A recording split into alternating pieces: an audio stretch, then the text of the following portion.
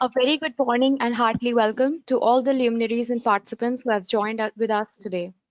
As it is well known to us that on 30th January, India observes Martyrs' Day or Shaheed Divas every year to pay homage to honor the sacrifices made by Mahatma Gandhi and countless other brave Indians. In order to pay tribute to the extraordinary revolutionaries, I'd request you all to please observe silence for a minute.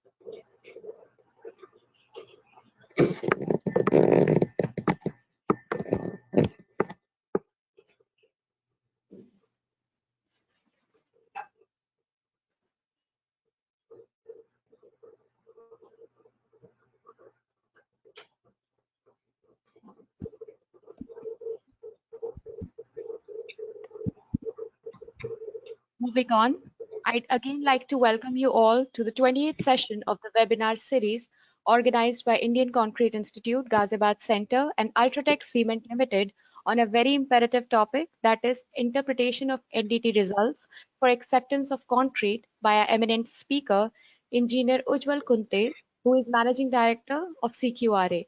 Also, I am deeply honored and privileged to have with us the distinguished dignitaries, Engineer G.K. Kahil, Senior Scientist at CSIR CRRI, also Chairman of ICI Western UP Center Ghaziabad. From Ultratech, we have with us Engineer Rahul Goyal, Zonal Technical Head for North Zone, also Vice Chairman of ICI Western UP Center Ghaziabad, and Engineer Vipin Chaudhary, Regional Technical Head of UP1. Moving on, I'm thoroughly delighted to welcome Engineer G.K. Sahu to please give our participants a brief about the prestigious Indian Concrete Institute. Over to you, sir. Thank you, Divyanshi. Good morning to everyone. Let me share my screen.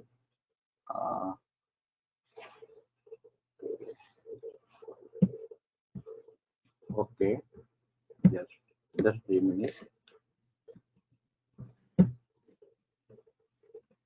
Can you see my screen, please? Yes, sir. Hello. Yes, sir, it's visible. Can you able to see my screen, please? Yes, sir. Clear? Yes, sir. Clear. Okay. Good morning to everyone. I welcome all of our participants, our eminent today's speaker, Engineer Ujjwal Kunte. This is our 50th technical lecture. So half century.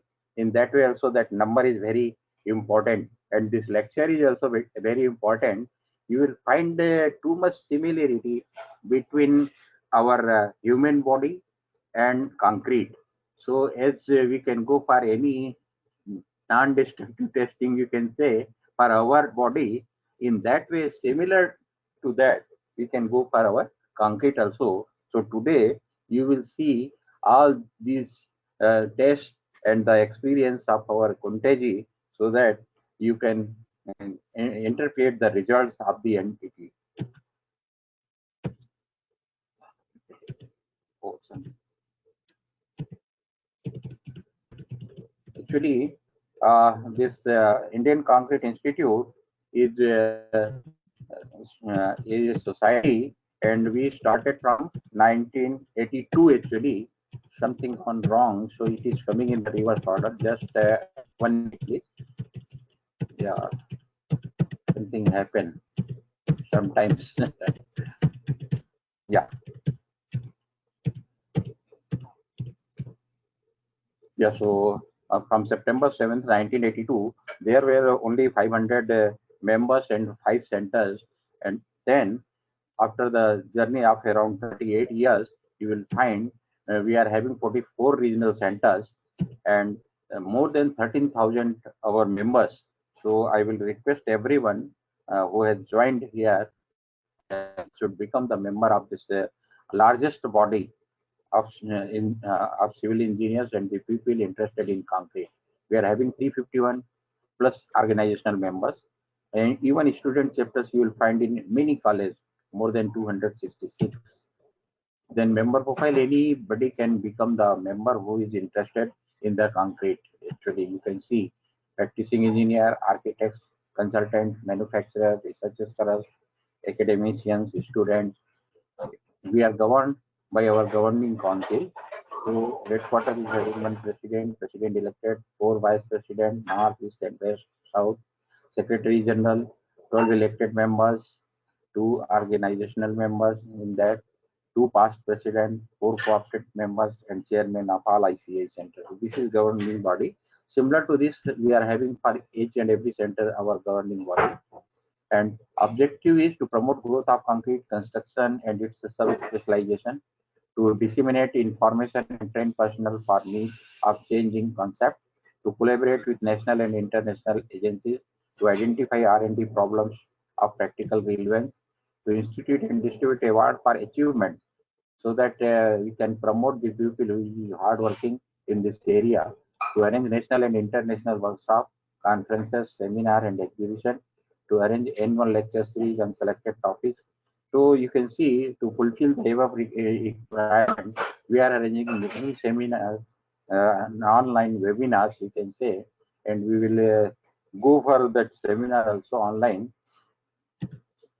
Yeah, these are the webinars we have conducted. So you will find we have conducted around 20th webinars earlier, and this is the 21st. And if you can't, is a lecture, so this is the 50th lecture, and there is some photographs to see the activities of ICI. We can see even this Lajava Center and our other centers, we are arranging annual award also every year, so that people can get more and more interested to contribute in concrete. So these are the some glimpses. You can see we are producing some journals also. Yeah, you can see the topics: fiber reinforced concrete, precast construction of building. All these are the main works we are producing: concrete admixtures, unified code for concrete construction, recycling of aggregate for CND waste, decorative concrete alternative to river sand. All these you can see: concrete derivative, concrete flooring. So we are all committed to promote the concrete activities. Actually, even students can join in a college as a student chapters. Yeah, this is our new headquarter address actually in Chennai, and I welcome all of you. You have enjoyed this last session, 49th section in last week only, that remedial waterproofing. And now let us enjoy the 50th technical lecture by Engineer Ujjwal Kunte on non-destructive testing and its interpretation. Thank you. Thank you so Thank much, you, sir. Divya. Thank you so much, sir. There's a little announcement for all the participants that I'd request you all to please post your questions in the chat box and pertinent to the topic, and we'll take up those questions after the presentation. Now I feel elated to welcome Engineer Rahul Goyal for introduction of our distinguished speaker for today. Yeah, thank you, Divyanshi. Good morning to one and all. Today's topic is very, very interesting and different too. And we have a very eminent speaker to talk on this subject, Engineer Ujjwal Kunte. This is our 20th lecture in series. And if we talk about ICI Ghaziabad, so this is our 50th lecture as mentioned by Mr. G.K. Sahu. So it's indeed my great honor and pleasure to introduce to all of you Engineer Ujjwal Kunte, who is a Managing Director of CQRA. So Engineer Ujjwal Kunte is a civil engineer from MIT College, Pune, along with an MBA from India's prestigious Symbiosis Institute of Business Management. After briefly working with APCONS as design engineer, he decided to study management. Ujjwal was always intrigued by concrete technology and established Durocrete Private Limited in Pune in the year 1995. Durocrete Private Limited is a leading material testing and geoengineering company in Western India, which has accredited by National Accreditation Board of Laboratories under Department of Science and Technology since 2007. In the late 90s, Ujjwal and his team conducted a research on quality practices at various construction sites across India. The result led to the establishment of CQRA Private Limited in the year 2004. CQRA is a leading third-party quality inspection company in the country, accredited by National Accreditation Board of Certifying Bodies, that is NABCB. In the year 2019, Durocrete and CQRA Private Limited received equity participation from ACTS Beirut, a leading material testing, third-party inspection and geoengineering company in GCC countries. He is also the brain behind developing the 10-point rating system benchmark for measuring the quality of various parameters associated with a construction project. He also conducts workshops and training on these subjects and has contributed large number of papers in national and international seminars. Engineer Ujjwal has keen interest in the subjects like operations research, mathematical methods, and research methodology, and has taught these subjects at many reputed postgraduate management institutes. Ujjwal is an avid reader and loves playing badminton in his free time. With this brief introduction, now I will request Engineer Ujjwal to please enlighten all of us with his talk.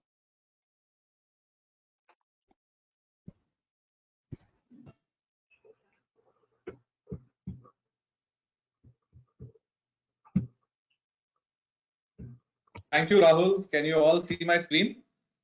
Yeah, yes, sir, it's visible.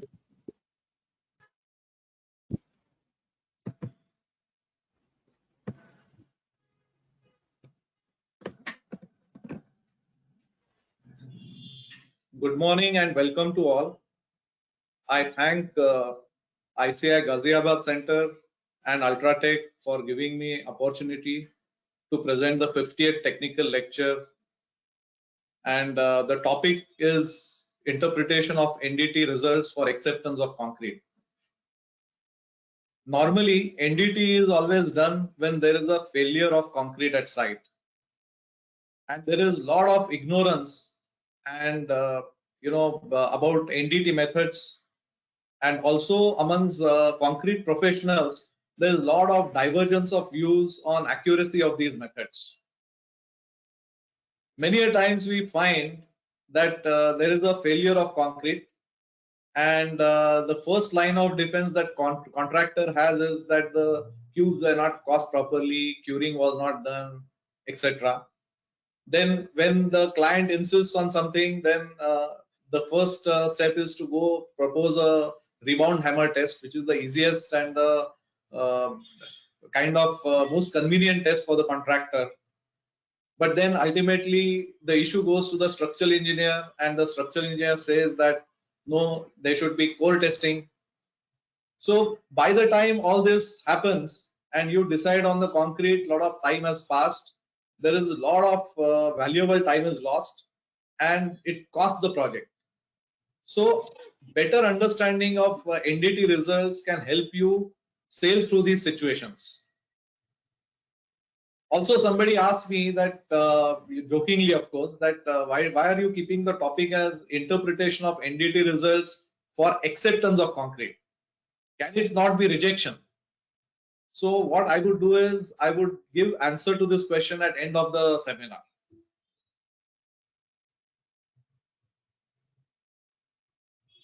So the objectives of this technical lecture are as follows. There are various tests that are available. We generally use rebound hammer, ultrasonic, core testing. So how to choose appropriate combination of these tests for deciding the acceptance of concrete. Of course, we'll discuss the advantages and disadvantages of different methods. Then we will discuss in detail what governs the accuracy of NDT methods and what should be the correct sampling for NDT. Many a times it is the budgetary constraints that govern the sampling, and then we must understand the statistical correlations, how we are able to arrive at the strengths from certain values of rebound hammer or UPV. And in the end, we must see how do we interpret the results for acceptance. Once you have certain strength results, then again there is a methodology to consolidate those results and arrive at the final conclusion. So reasons for conducting NDT are as follows. Generally it is always the failure in cube strength, but sometimes it could be poor quality concrete. It could be honeycombs, cracks, or voids. So you are doing NDT to ascertain the integrity of concrete. Then sometimes cube results are not available, cubes go missing, or the sampling is inadequate. In very few cases, NDT is also adopted as a routine quality control measure. And unreliability of cube results. Sometimes the structural engineer or the client does not trust the results. So in that case, NDT is done for new concrete. Then in case of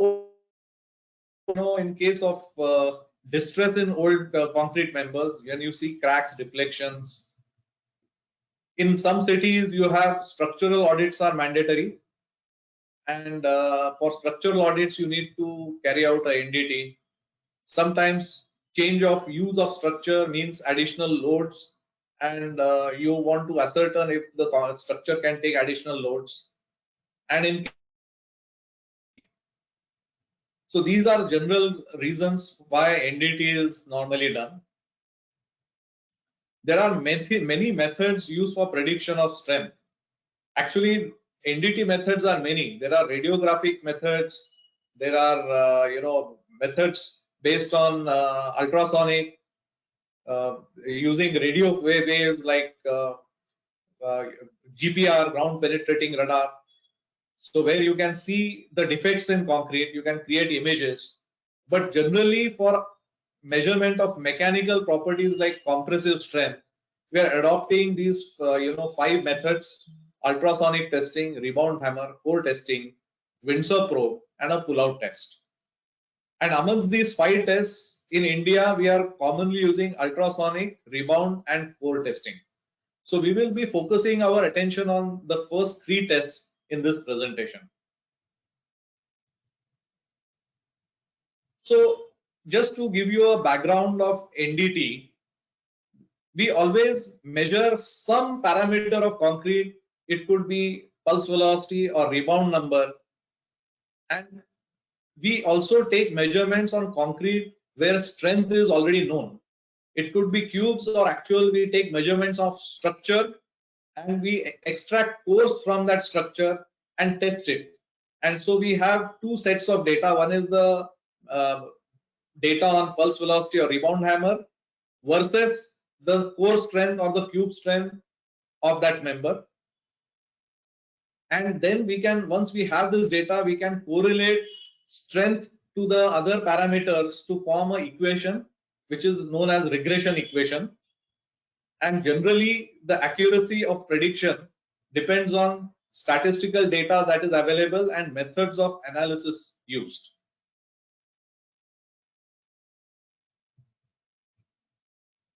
So let us begin our journey of NDT with Schmidt's hammer. This instrument, we have a spring loaded rider which we press against the concrete, and this is based on Newton's third law of action equal to reaction. There is a special spring with a known constant, and when it is pressed against the concrete, the rider strikes the concrete, and the concrete being an elastic material, it gives a rebound, and the rebound is proportional to the elastic modulus of concrete. and because energy is transferred from the member to the rider, and higher the elastic modulus, higher is the rebound value. Now hammer is generally calibrated against cube strengths. So you either take the hammer readings on cubes which are pressed against load in a compression testing machine, take the hammer reading, crush the cubes and get two values, and you create such large database. So you can predict in situ strengths by plotting a linear equation between cube strengths and hammer reading. So this is a general photo of a hammer being used on concrete. You will see that you need a very smooth surface. So you need to grind the surface before taking hammer readings. And you can take it at various angles. Generally, horizontal angle is most commonly used and most accurate. The advantages of this method are it is very handy to use, very fast. You can take large number of readings, so you can cover very large areas. And when it is calibrated, it gives a correlation coefficient of up to 0.7. And one of the biggest advantages is that you can take readings from a single surface. You don't need a second surface on the other side. So especially in case of retaining walls, where the other side may not be available, you can easily take readings. And it is an excellent tool for quality assurance or comparative studies.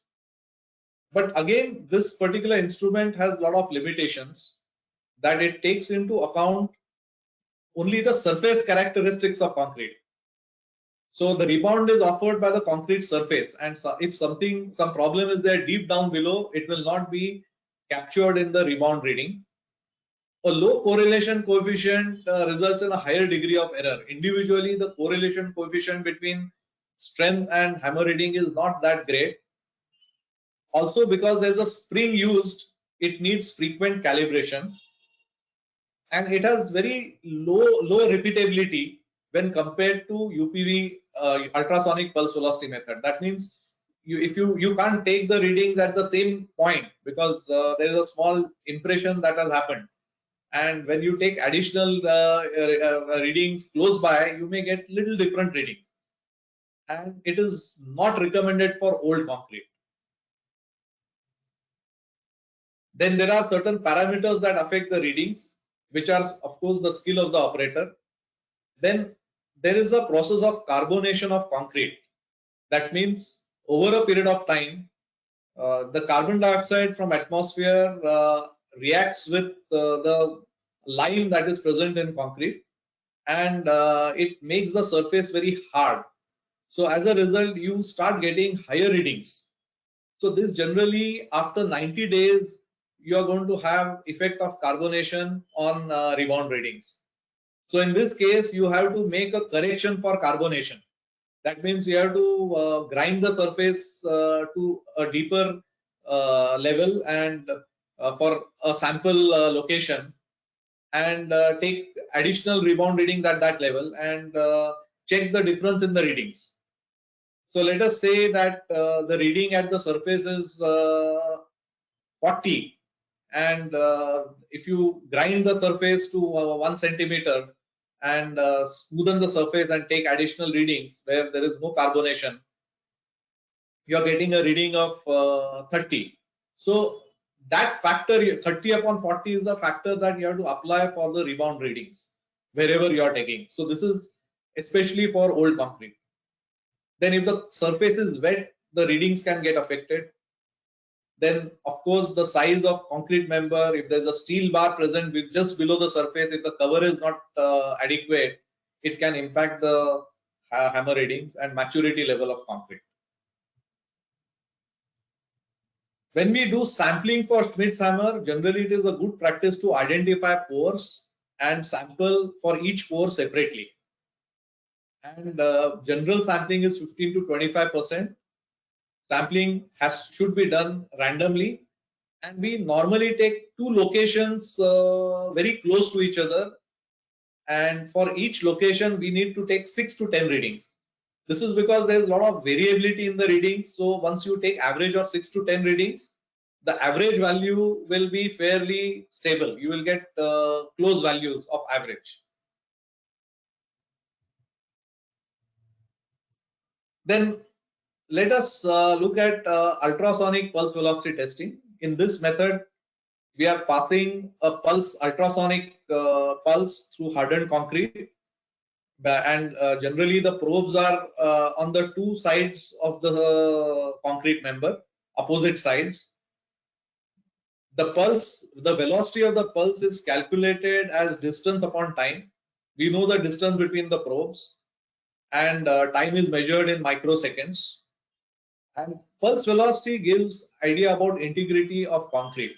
Generally, for a concrete with higher elastic modulus, there is a higher gel space ratio, and hence the pulse velocity is higher. So there is a direct relation between the pulse velocity and the elastic modulus, which again is related to the strength of concrete. And we can predict the in situ strengths by plotting a linear equation between cube or core strength and UPV reading. So this is a picture of UPV reading. The probes are on two opposite sides of the beam, which is the direct method. And there is the indirect method where the probes are on the same side, but it is not that accurate. For prediction of strength, generally direct method is recommended. It has got many advantages. It covers entire cross section of concrete. It has got a very low repeatability, a low error of repeatability. That means you can get the same values at the same locations. Then it is also sensitive to cracks and deformities within the body of concrete. And it is also used to measure surface depth of cracks. And it can be used, to find integrity in case of carbonation affected concrete also. So limitations are that since it's a direct method is more accurate, it needs two parallel surfaces accessible. And so if you are having footings where one side is touching the surface ground or retaining wall, you can't use direct method.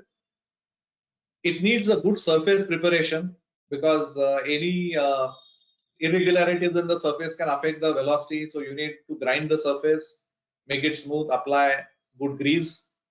And then there is a problem of path length. The path length has to be estimated as shortest distance between the probes.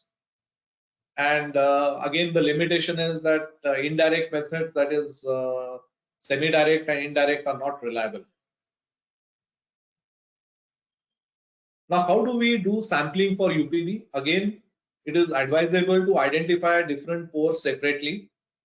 For each pore, you should sample 15 to 25% of the members. Ideally, your sample size, large sample size means 30 members, but it is not practical to have 30 members in each case. So definitely minimum 10 members are recommended. And sampling has to be done randomly for the pore. And we generally take two locations not spaced more than 1 meter apart per member. And for columns, it should be preferably near the center. And very, very important point for UPV is choose locations in the compression zone.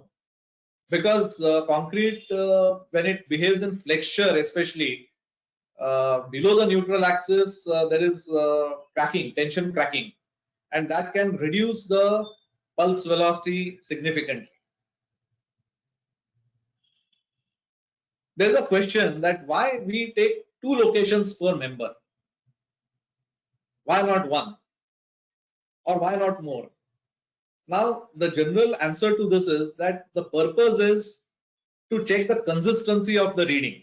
It is more like validation or confirmation of the reading that you are taking. Because it is possible that the readings, a particular location where you have chosen, there is steel just below that, or there is a small void that is affecting the pulse, or the surface is not good. So we are going to generalize the reading for that member. So it is better to take a second reading, and the two readings should be within 10% of the average value. And if the two readings are extremely divergent, then a third reading is recommended so that you can find a representative value for that member. Also, it is to be noted that it is I would recommend two readings close to each other. The reason being, now there are many ways of looking at it. Some people say that no, we take it far apart. We take it from one end of the member and second other end of the member. I would not recommend that, because it is like casting cubes. Whenever a transit mixer is there, when concrete comes, if you are supposed to cast 3 cubes, 3 specimens for a sample. You don't cast 1 cube from the first part of the concrete that is coming up, and the second part from different part, and third from a different part of the last end of the transit mixer. General recommended practice is that you're supposed to take a small portion of concrete from middle portion of the transit mixer, and you cast 3 cubes, and the 3 cubes should be close to each other, so that you can represent all the 3 cubes by the single average reading of the 3. So similarly, if you are representing the member by a single value, the two readings should be close to each other. So locations also need to be close to each other. So this is, I'm just giving an example over here. Now, this is a beam. We are taking the UPV readings in the compression zone. So, suppose you wish to take it at the center of the beam, middle portion of the beam, you must go above the neutral axis, because that is the compression zone. And these two circles that you see, they are two different readings close to each other. It is not indirect method. It is a direct method where one probe is on one side of the beam, the second probe is on the other side of the beam. So one reading and second reading. So you take average of the two readings and represent that reading for that member. If you wish to take readings close to the column, okay, very close to the column, then it should be in the lower portion, because the bending diagram, it is defined by bending diagram where compression zone is at the bottom, and again the two readings are close to each other. Similarly, in the column, we would recommend two readings in the center portion of the column. Somebody may say that we will take it at the top, but because that is a weak zone. But generally speaking, we are representing the major mass of concrete by this. You are not actually identifying the weak zone. Like suppose if you were to take a core and there is a small honeycomb at in the column. So we are not going to draw the core from that honeycomb. We are going to draw it from the concrete that has got reasonably good integrity, because you are generalizing the results of NDT.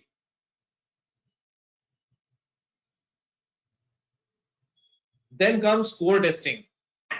Now, core testing is regarded as closest estimate of in situ compressive strength, because it takes into account all factors like compaction, curing, placement, and it is after all the real compressive strength of a portion of concrete that is extracted from the real structure.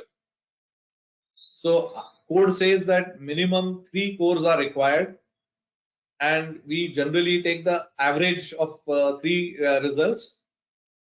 And experience has been that though we regard core testing as the closest estimate of in situ compressive strength, it underrepresents the strength of concrete, because there are a lot of inefficiencies in extraction, transportation, and testing. We will discuss that ahead. So generally, many a times, if you don't adopt the good extraction and testing procedures, capping procedures, the core values will do a lot of injustice to the actual concrete. So what are the factors affecting the core strengths? Of course, it is the location of extraction. As I mentioned, the extraction of cores also should be from the compression zone, and it should be preferably close to the location where you have taken UPV readings. Then when you extract, we call it that it is an undisturbed sample, but it is not so, because you are after all drilling through the concrete, and if your drilling bit is not new, if it has got some dents or it has got some shape deformations, it can disturb the concrete. Then when the concrete core is extracted, when it is transported, it has to be transported very carefully, because it is subjected to vibrations and shocks. Then most important for core strength is method of capping and testing. They govern the core strengths. And our experience has been that proper method of capping can enhance the strength of the cores by as much as 25 to 30%. Since cores are actual in situ samples, the code allows that code gives some leeway in acceptance criteria. You can have 0.85 times the characteristic strength, the average strength for 3 specimens. For individual core specimens, it can be 75% of the characteristic strength. What are the precautions that you should take while extracting a core? I would suggest that prefer a diameter greater than 75. Often the diameter of the core is governed by the spacing between the bars, but wherever option is available, go for a larger size, not smaller size, because the level of disturbance and testing inefficiencies are greater in smaller diameter cores. Take core locations close to the UPV readings, of course from the compression zone. Use profometer to mark the reinforcement and avoid touching the steel, because if you touch the steel, again there will be disturbance knocking on the concrete. Select 50% members where UPV readings are low and 50% where UPV readings are high. In beams, precautions are that you take from the compression zone, and from columns take from the middle portion. Now, one very important thing is that what should be the length of the core. So generally speaking, for a core, there is a fixed side and a free side. Fixed side is inside the concrete, and free side is from where you are drilling the core. So on the fixed side, you should exclude the 50 mm portion that is extracted, because when you are tapping the core to extract it, there is likely to be a crack formation near the fixed end. And why do you exclude the free side? The reason being that there is, especially in case of large size members, there is a possibility of thermal cracking at the surface. So you should exclude at least 75 mm to 100 mm length from the free side.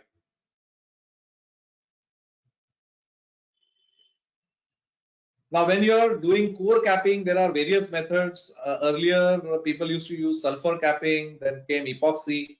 But the best practice is to use high strength gypsum capping. This gives always the best results.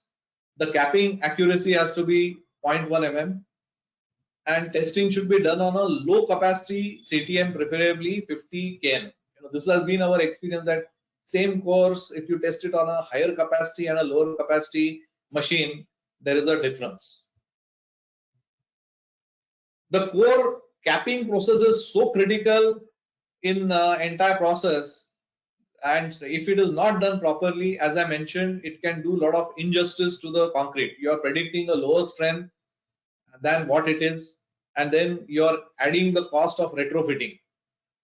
So I will just show you a small video of how the capping is done.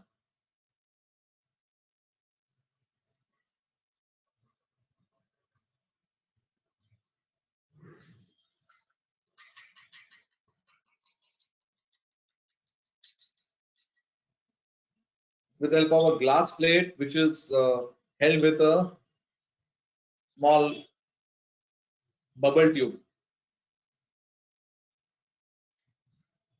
The surface has to be absolutely smooth.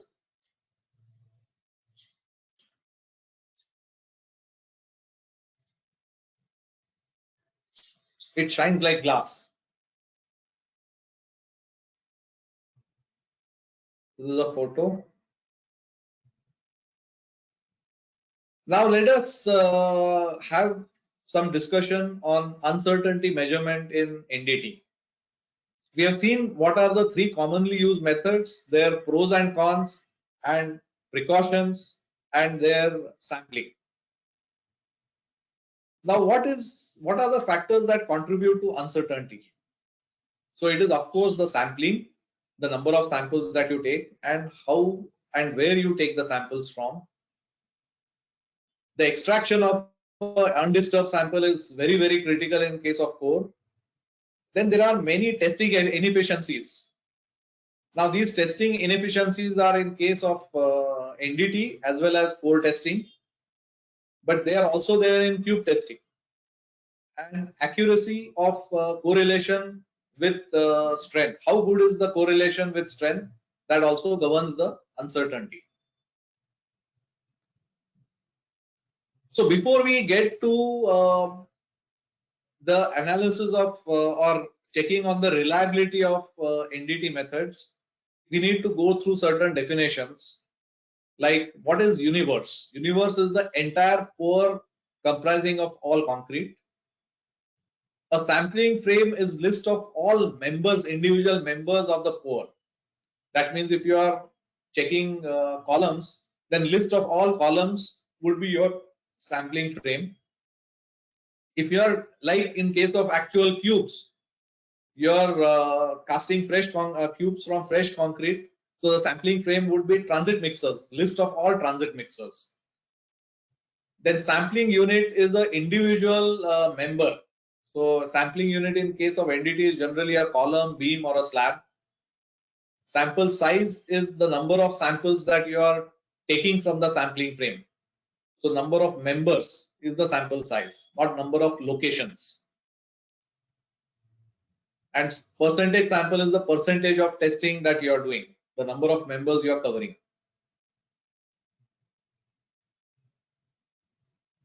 Now, how do we determine the in situ strength of concrete from NDT? So general steps are as follows, that we generally conduct large number of experiments by taking UPV and hammer readings. Now there are two ways of doing it. Either you take UPV and hammer readings on cubes and crush the cube so that you have the crushing value, the compressive strength of the cube and the UPV and hammer readings. This is one way of doing it. Or second way is that you take hammer and UPV readings on actual members, extract the core out of that member from a location very close and test that core. These two methods, the second method is more accurate and more realistic and is strongly recommended. Now, next step is that after you have this data, you find the correlation between the parameters, compressive strength, which is the independent or dependent variable, and UPV and hammer readings are the independent variables. You can either have a single regression equation if you are using one method, or double regression equation if you are using two methods for estimation, and represent each member with a single value of strength. That means you are taking two locations per member generally, and you are representing it by a single value. And most important is that you have to represent the entire core with a single reading at the end of the process. We'll also look at some statistical terms. That is standard error. Standard error is the measure of error in prediction of results. Confidence interval is the range in which the predicted value will lie. That means you say that for 95% confidence, the confidence interval is 20 plus or minus 2. That means 95% of the readings will lie between 20 plus 2 and minus 2. Degree of confidence is the probability that the predicted value will lie in the given confidence interval.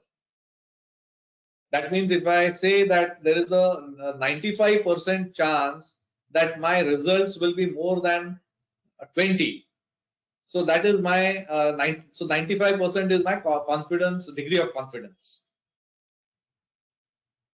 And then the most important amongst all is correlation coefficient. That is, when you are correlating UPV readings and hammer readings with with compressive strength, what is the degree of correlation? Higher the degree of correlation, better is the accuracy. So this is generally a very high degree of correlation where R value is between 0 to 1 normally. So upper limit of R is 1.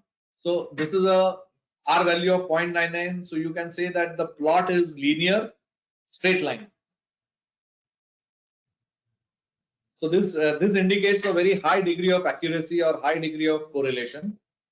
And this is a example of weak correlation where R value is 0.41. So always whenever you correlate two sets of data, you need to find the R value, coefficient of correlation.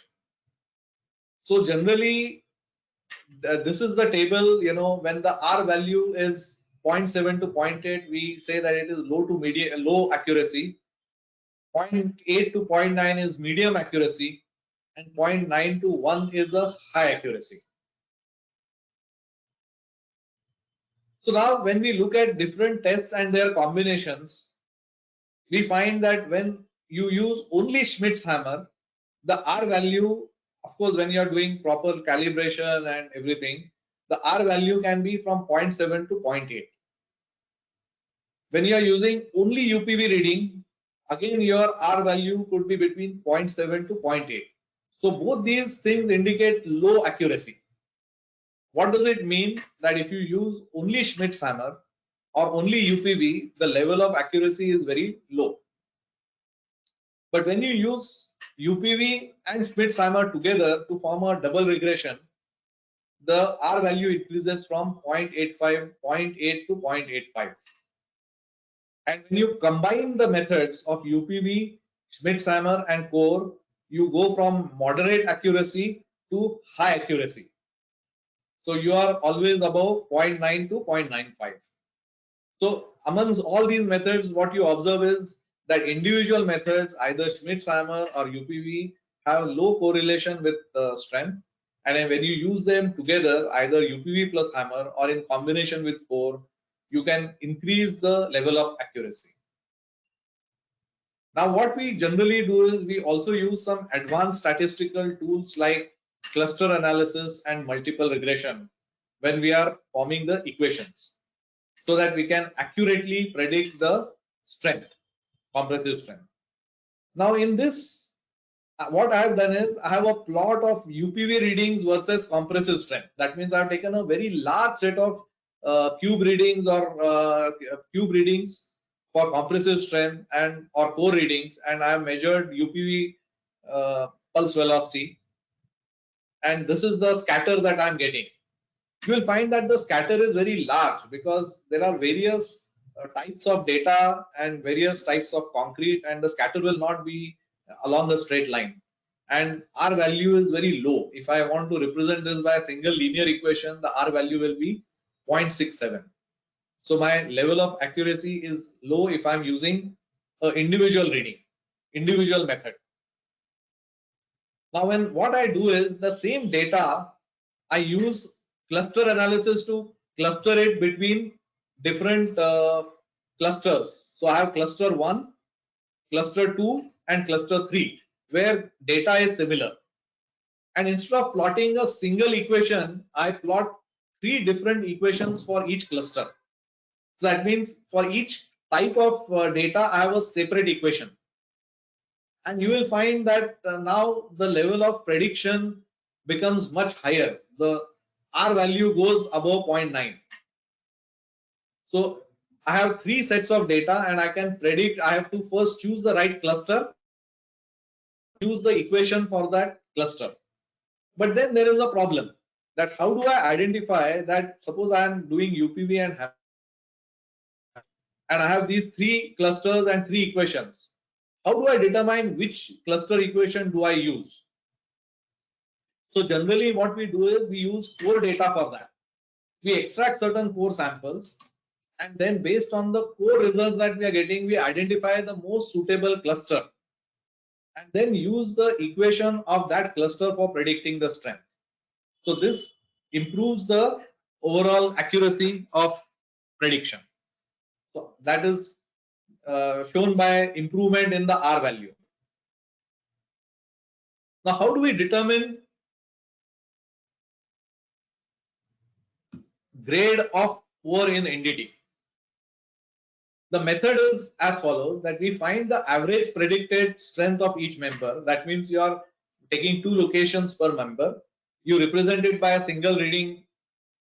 Then based on the single readings that you have multiple members whose strength is represented by single readings. So you take average of all these predicted strength readings. Then you find the 95% confidence value for the grade, overall grade of the poor, and check if this strength is acceptable. And also you can identify members which are more than 2 grades lower and do additional testing on those members. Now here I have said what is 95% confidence value for grade. This is very important. How do we find the 95% confidence value for the grade? What we do is that general assumption in concrete everywhere is that it's a normal bell-shaped distribution. It is the 95% confidence that the actual value will be more than the predicted value. That means for a grade of concrete, I say that the 95% confidence value is 28. It means that there is a 95% chance that the actual value by extracting cores from at various places, 95% values will be above that particular value of 28. Or here I've given a example of 24 MPa. So 95% confidence for value is 24, means there's a 95% chance that in situ strength will be above 24. And how is it calculated? The formula is, it is the average value, that means average value of all the members together, minus Z, which is the statistical coefficient, multiplied by standard error. Now Z is the statistical coefficient for 95% confidence interval. It can be either from normal distribution or T distribution based on the sample size. Now as we have seen that standard error is the degree of error in prediction. So what are the factors that contribute to the standard error? The first and the foremost factor is how good is the correlation coefficient R. Second most important is the sample size, whether the sample size is adequate. Third is what is the variability in concrete. If the concrete is uniform, you will have higher level of accuracy in prediction. And also the variability introduced by instruments and testing persons, testing efficiency. These are the factors that contribute to the standard error. Before I go to the next step, I want to discuss this factor of safety that is considered in the limit state. You know, there are different factors of safety that are considered in our design. The first factor of safety is for shape and loading of structure. So let's say that you have M20, FCK is 20. So the first, that is for the cubes. So first factor of safety that we have is 0.67 FCK, because you are saying that we are testing it on cubes, whereas the actual structure may not be in shape of a cube. It can be rectangular. You will have very slender columns, so it will behave differently. Next factor of safety that we have for in situ concrete is for quality of concrete. You know, you have a lot of variability in situ strengths because of lack of curing or lack of compaction or placement. So there is a factor of safety built in of 1.5. This is additional factor. So factor of safety for ultimate loads is 0.67 upon 1.5, that is 0.45 FCK. And then in limit state, there is a load factor of 1.5. That means you are increasing the load by 1.5 times. So net factor of safety for working loads is 0.45 upon 1.5, that is 0.3. So finally, whatever is the characteristic strength, in limit state, you are considering only 0.3 times that characteristic strength.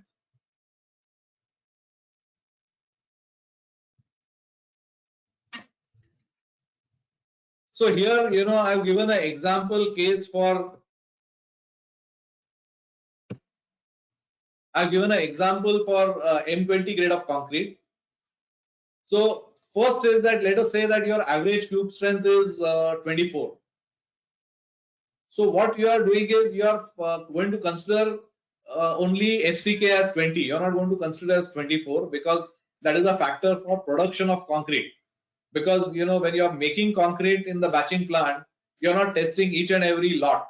You are testing after every 2 or 3 transit mixers you are casting, or 3 or 4 transit mixers you are casting cubes.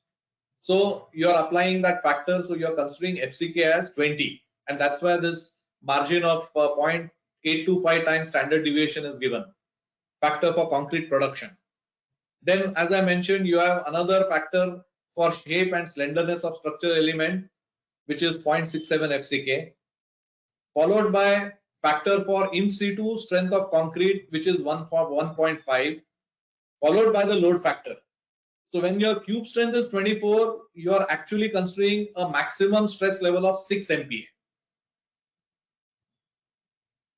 There are many people who say that cubes, they don't cast properly, they don't cure properly actual side, they don't represent the actual strengths. But please note that IS has given adequate factor for that.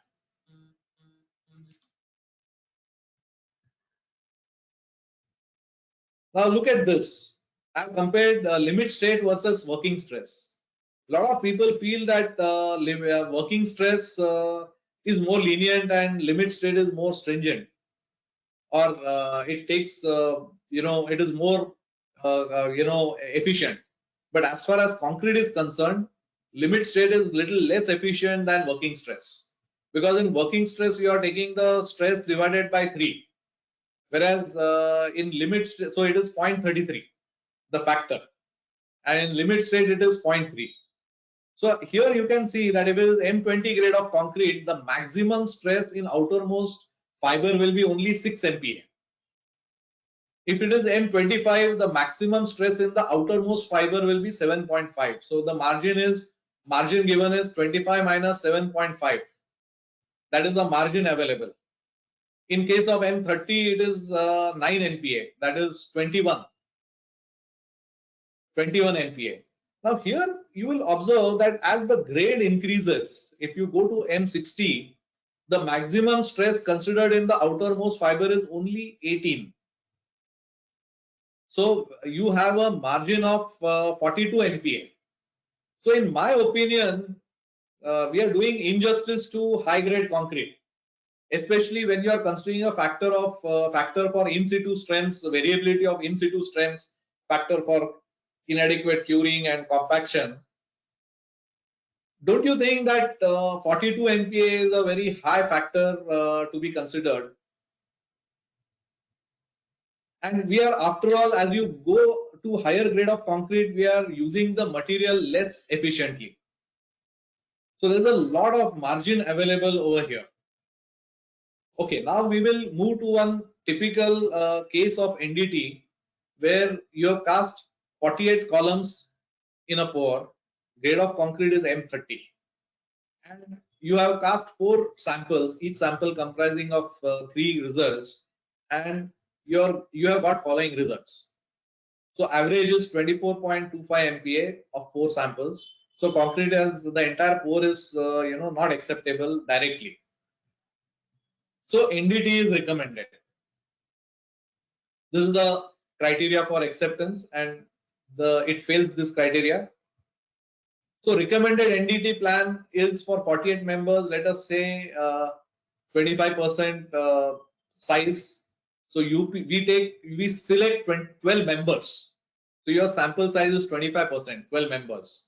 And for each member, we take 2 locations which are close to each other. And at each location, we take a UPV reading and a hammer reading. And in addition, we take 6 core samples.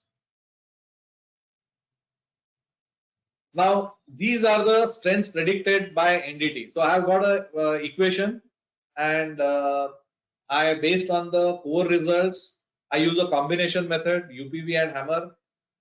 Core strength, I get following predicted strengths for different columns. So the range of compressive strength varies from 31, 26, 24, 23, 29, 34. So it's a wide range. From lowest is 23 to highest is 34. That is the range that I'm getting. Now, the next step is that I find what is the average predicted strength. So average of all these will be 27.58 MPa. So ideally, you should not be looking at the individual strengths, because these are like individual samples. And in IS 456, even you are not accepting or rejecting based on individual samples. And each sample is actually average of only 2 readings. So statistically also that is not correct. So although you have got these readings representing these members, we should not say that C3 is 24 and C1 is 31. Primarily we are doing sampling, and you are not measuring 100%. You are taking a sample to identify whether that core of 48 columns is okay or not okay. So we have to represent, average all the results as 27.58. That is the average predicted strength. The next part is that I should know what is the standard error. So standard error is you get from statistical evaluation of data. And you also need to have statistical coefficient, which for sample size you get it directly from any statistical curves, which is 1.78 for 12 sample size. So my 95% confidence value for a grade is 27 minus 27.58 minus 1.78 into 4.3. That is around 20 MPa or 22 MPa, 20 MPa. So one thing that I have an option that I can, because if I have predicted my strengths, if I have correlated my core values, okay, my regression equation is coming from core values, then for core values there is a factor of 0.85 that is applied. So if I'm using core values as for my correlation, then I can divide this 95% confidence value by another 0.85, and I can say that equivalent tube strength would be around 23.44. So based on this, I have to decide my strategy. Now, how do you interpret the data?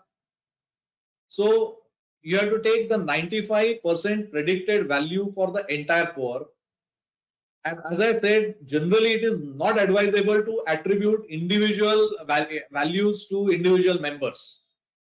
Because when you're attributing a value to any member, you need adequate sample size. Suppose I want to find the true strength of column C12. I cannot do it with just 2 values. I need to take at least 6 values of NDT to say that this is M23 or M24.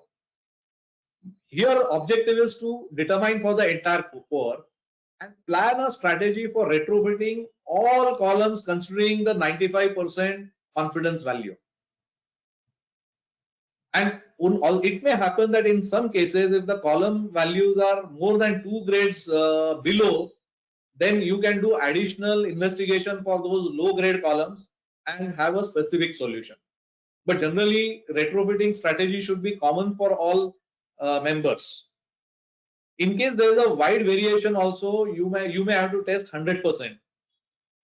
100% of the members, not 25%. And then you can divide them into groups of column having similar strength And for each group, you can plan a retrofitting strategy. So you can represent a group of columns by a single value. So when you are representing it by a single value group of columns, you should have at least 6 to 8 readings available.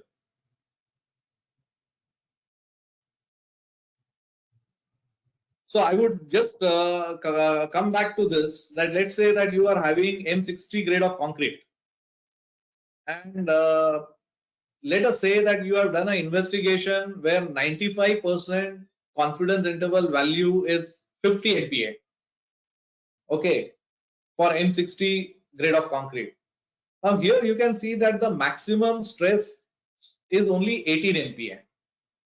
So it is possible that for a higher grade of concrete, a 95% confidence value of 50 MPa may be acceptable. Because there is a 95% chance that the compressive strength is going to be more than 50 MPa. And even with 50 MPa, you are having a 32 MPa margin available over here. So you may not need a retrofitting strategy after all.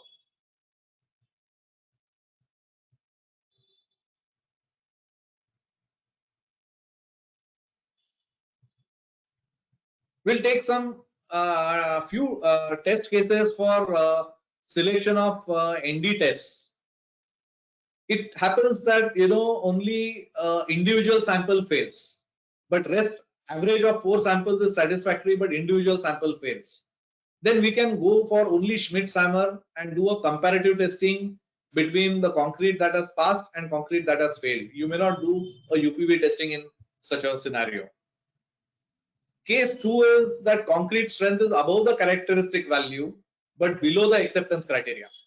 That means, let's say that for M30 grade of concrete, your based on your 0.825 FCK, you need to get a value of 34 average, and you get a value of 31. Okay, so that is below the acceptance level, and but above the characteristic strength. So in this case, you may go for a combination of UPV and hammer. You may not need core values. And we have said that sample size could be 25% of the members in question and minimum 6 members. Then third is cube strengths do not meet the acceptance criteria. The cube results are far below the acceptance criteria. Then we would certainly recommend use of a hammer, UPV and core, a combination method, because that is the most accurate. The number of cores will depend on the pore size. So you should start with 6 cores, though you can take an average of 3 as per code, but recommended is 6 for getting a decent idea about the correlation. Then up to 50 cubic meters, you can take 9 cores, and after that, for every additional 50 cubic meters, you can add 3 additional cores. And the NDT test will be 15 to 25% of the sample. Now, many times what happens is that you can go for progressive sampling. That means you start with 15. If there's a high variability, you can add to the sample. If there's a consistency, then your existing sample size may be okay. Now, this is a point to ponder. It is considered that members do not resist forces as the individuals, but as a group. And it is always a case of redistribution of loads and moments and stresses. So it is a group of members that act together. And that is the reason why in IS 456 also you are not looking at the individual samples, but you are representing the entire concrete or entire pore by a single value, that is the average of 4 consecutive samples. That represents that entire pore. So this is a point to ponder. Similarly, in case of NDT also, it is members who are resisting as a group. So you are supposed to take not the individual member values, but look at them as a group. Then the maximum stress level is only 30% of grade of concrete. So many a times the structural engineer can decide based on this whether because in compression zone the stress level point of 30% is uniform, Whereas if you are considering a member in flexure, the maximum, the outermost fiber has got 30% stress value and it goes on reducing. So actually, it's the case of a slab or a beam. You can allow a little more. You can be a little more tolerant, I would say. Then I want to address some myths that are commonly felt by people, or the people have these myths. One is that NDT cannot predict strength accurately. False. If you have a good database, if you are using good instruments, there's a fair amount of accuracy with which you can predict the strengths, and the level of accuracy is also known. So you can easily statistically find the 95% confidence level for your value. Second myth is that UPV, a lot of people think that UPV is more accurate than hammer. Statistically speaking, if you correlate the data, both lie in the category of low accuracy relatively, individually. Okay, both R values are between 0.7 to 0.8. Then another myth is that core strengths are the final word on concrete. I have explained that core strengths are very, very sensitive to method of extraction, transportation, capping, and testing. Though core strengths represent the actual in situ strengths, but they are very, very sensitive to the inefficiencies of testing. So if I compare between cubes and cores, both are affected. Even cubes are affected by inefficiencies of testing, your rate of loading, and whether the sample is saturated, the dimensions, and so on and so forth. But between the two, core strengths are more sensitive to the inefficiencies of testing, and generally core strengths underrepresent the actual in situ strengths and they do injustice. That's why core strengths are secondary testing, secondary mode of testing. They are not the primary. Code has also given said that only in case of failure you are supposed to take core strengths. If the core strengths were that accurate, after all, a core extraction machine costs less than a compression testing machine. The code would have recommended that use cores everywhere. Then cube strengths cannot represent the real concrete and cannot be relied on. Now here there are two issues. One is related with the method of casting and curing and testing of cubes. So you say that cubes are cured in 100% water at 27 degrees centigrade, whereas real concrete is not. So actually, code has adequately applied a factor of safety for that. And for higher grades, we have seen that the factor of safety is humongous. So you need not be worried about that. And you can definitely rely on cube strengths. The only problem in cube strengths is malpractice. Malpractice is something that none of these methods can address. Then poor reliability of non-destructive testing is due to use of non-standard equipment. The equipment in NDT, if you take a hammer, you will get it for 10-15,000 rupees to more than ₹1 lakh. A UPV machine will cost you 70-80,000 rupees to 4 or 5 lakhs. I'm not saying that more expensive the equipment, better it is. But the quality of equipment does have an impact on testing. Then many a times the calibrations are not done frequently. In case of hammer, it is a spring after all. You need an anvil to ensure that it is properly calibrated. Inexperienced operators, then people don't have proper database generated. You don't interpret, there is no proper statistical analysis of data. Then there is sometimes insufficient sample size. And most important reason for poor reliability of NDT testing is use of single method for predicting strength. You should always recommend the combination method so that the R value should always be above 0.8. Now there are problems with NDT. Normally what is seen is that testing agencies give test values at locations. So they are not concluding. They are just giving you values, some UPV and hammer values and values of strength at those locations. No data is available regarding standard error, degree of confidence, strength of the database, what is the correlation coefficient. Now I call this as a raw data. Now this raw data is passed on directly to structural engineers to interpret, and structural engineers interpret that data without knowing the accuracy. So this is a very dangerous thing. If I were a structural engineer, I would never, interpret the data based on somebody else's, with somebody else doing it without knowing the statistical parameters.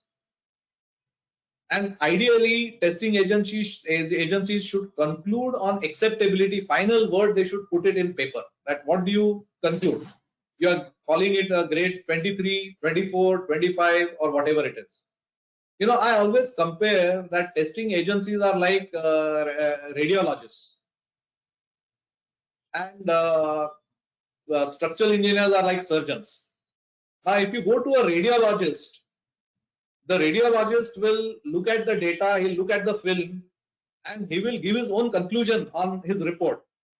The surgeon, when he wants to operate, he will look at the report given by the radiologist, and he may apply his own judgment on it.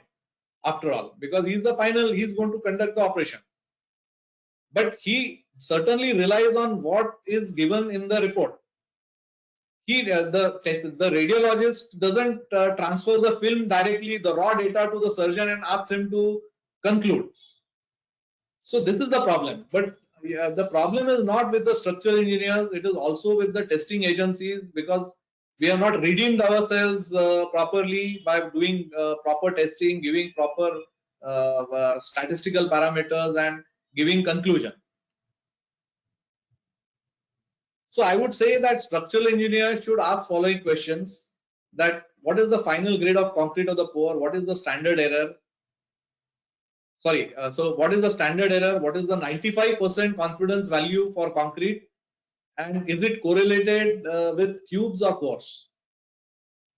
So you can have a correlation based on cubes, you can have a correlation based on cores. So cores will give you the actual practical side of it. So in the end, I come to conclusions. The best strategy for NDT is to use a combination of UPV, hammer and cores.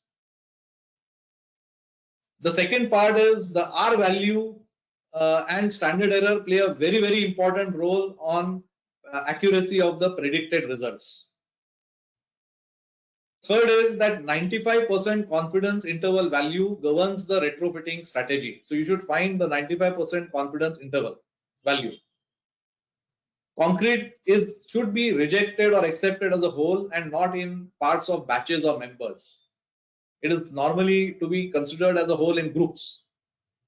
And generally speaking, retrofitting strategy should never be planned on individual members, but group of members whose predicted value can be estimated with 95% confidence interval. Because I have seen in many cases, there are values attributed to different members, and then it is taken that individual member, this is M15, this is M20, this is M25, this particular member. If you want to conclude, attribute a value to a particular individual member, then either you extract 3 cores from that member, or take minimum 6 values of readings on that member, so that you are reasonably sure that that particular member is M15. In the end, I said that I'll mention that why is it acceptance of concrete and not rejection of concrete. If you look at the IS code, they have given the acceptance criteria for concrete. They have never given the rejection criteria. So what it says is that if your cube results they fall in the acceptance criteria, you can accept. And in case they don't fall in that acceptance criteria, code doesn't say that you reject the concrete. It says that engineer in charge has to take the decision. So code has left a substantial level of discretion to the engineer in charge to decide the course of action. Now the engineer in charge is always the structural engineer. And if structural engineer is well aware of the 95% confidence level data, the maximum stress levels in individual members, many a times you can avoid retrofitting. It may not be required after all. But because of poor lack of credibility of the testing agencies, the structural engineers want to play safe, and we have retrofitting at a huge cost to the client or the agency. Unless you want to really penalize a particular agency or a contractor, it's different case. You can penalize in the total bill that is paid to the agency, but generally speaking, retrofitting should be adopted only when there is a serious problem and not for borderline results, maybe for a grade lower, and you have much higher margins for higher grades. So I hope the code will take a note and provide some more guidance, because we are not using higher grades very efficiently. So with this, I will conclude my today's technical lecture. I'm open to questions. Thank you. Thank you so much, sir, for such an informative and enlightening presentation. We indeed have a lot of questions for you since the beginning. So the first question is from Dr. Anuj Maheshwari. He says, how many number of test points are needed for the calibration of RH readings and USPV readings for developing regression equation for strength prediction? See, it all depends on how good is the data. Generally, the larger database, the better it is. Now, I wouldn't suggest any correlation to be built on data less than 50. Okay, but generally speaking, you can go as much as 500,000. But because if you are running a laboratory, you can get that much data can easily be generated over a period of time. But it does not mean that I have got a database of 5,000 or 10,000, so that will be big accuracy. So the quality of the data is very important, and I would say that anything more than 200, 300 size is very good. Okay. So the next question is from Engineer Mahesh Tandon. He says, indirect UPV is the only option in many cases. Example, deck slab of bridge. We go by IS 516 part 5 section 1, which says Right. add 0.5 km per second to the values observed. What are your views on this? Yeah, because actually what happens is the indirect method, the path length is a curve. It is not a straight line, and probably they're having this correction factor for that. You can you may take it as a triangle, but it is not a triangle, and it is observed that based on actual statistical experience, if you take on members, the indirect readings are much lower comparatively compared to the direct method. Because in direct it is the shortest path. In case of indirect, it is a curve where both the probes are on the same side. Okay, sir. So taking the next question from Dr. Nagesh, he says, do you use only linear relationship to get R square value, the data UPV versus compressive strength? Actually, yes, this is a very good question. You can use non-linear methods also, but whichever gives you the best R value will, if a non-linear equation gives you a better R value, you can use a non-linear equation. But generally speaking, it has been observed that a linear equation suffices. It gives you a very good R value. So this is the general experience. So most of the people are using linear equations only. Okay, sir. But yes, I would say that the situation changes. If you're using a single equation for entire data, then linear may not be right, because beyond a certain point, the pulse velocity readings, they don't increase as much. They'll increase by decimals. But in that case, what we generally do is that for higher grades, you can form a separate cluster, as I mentioned, and plot a separate equation. Okay. So next question is from Engineer Satish Sharma. He says, Mr. Ujjwal, thanks for presenting your views on acceptance criteria on NDT. kindly highlight sampling criteria non-destructive testing given in IS 456. IS 456 has not given any clear-cut sampling criteria. Okay, because and they cannot, because the sampling depends on the variability of the results. So if the data is consistent, you can, and when we are dealing with concrete, we are always dealing with finite population. That means it's if you are not doing a population study where the universe is infinite, you're having 40 members, 50 members, and when you take generally 15 to 25% of the readings, that is adequate. Okay. But again, whether it is 15 or 25 or 33, that should depend on the variability of the results. If variability is very high, you should go for 100%. Okay. Little bit So, of judgment over here. okay, sir. So again, Satish sir has only asked the next question. He said, is it possible to evaluate the quality of hardened concrete using UPV testing and rebound hammer as per IS 13311, avoiding core testing? Yeah, but definitely. See, idea is that, as I mentioned, you must have a large database, where you have either correlated UPV plus hammer combination with the either cube strengths in laboratory, or based on your past experience, where you have taken UPV and hammer readings and extracted core readings. If you are having a decent correlation above 0.8 with R value of more than 0.8, you can certainly avoid core testing. Okay. So taking the last question for today by Engineer Jayesh Parmar. He says, there are three types of rebound hammer, L, M, and N. How to choose appropriate one for testing? Generally, we are using N type for our concrete. Okay. So thank you so much, sir, for answering all the questions. Now I request, before that, we have a little announcement for all the participants that you will receive a survey asking for feedback of this event immediately after the webinar ends. So do fill it. Also, you will receive participation certificate tomorrow on your registered email IDs. Now I request Engineer Vipin Chaudhary to please give his closing remarks.